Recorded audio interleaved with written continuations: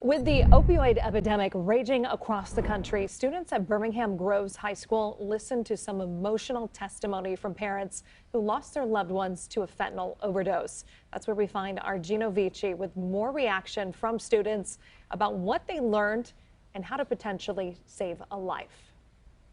Well, seniors here at Birmingham Groves High School heard a very emotional presentation this morning from fentanylfathers.org. They heard from several parents who lost their children to fentanyl overdose, including one parent whose son went to this school. Our goal and our mission was accomplished here today. I think the kids were riveted with our message. Greg Swan, the founder of fentanylfathers.org, lost his son Drew to a fentanyl-laced overdose 10 years ago. I said at my son's funeral, I hurt in places I didn't even know I had places. Today, he's on a mission to educate the youth about the dangers and says his presentation is like nothing these teenagers have ever seen or heard before.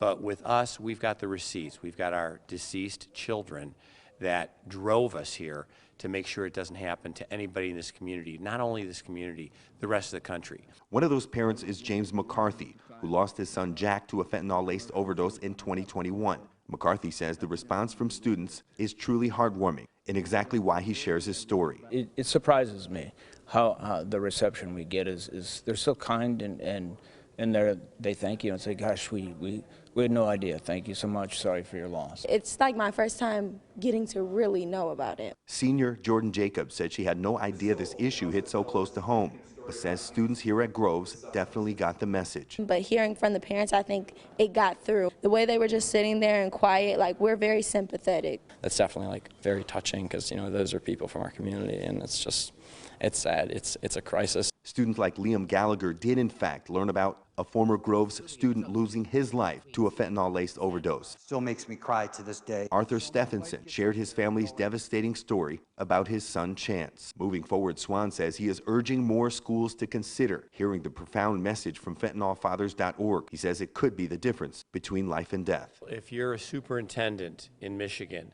or a principal or have a school board position, it is your duty, in my opinion, to let people know, to let us into the schools and give this emotive, effective presentation. Fentanylfathers.org says their goal is to put this presentation about the dangers of fentanyl inside of at least 25,000 schools.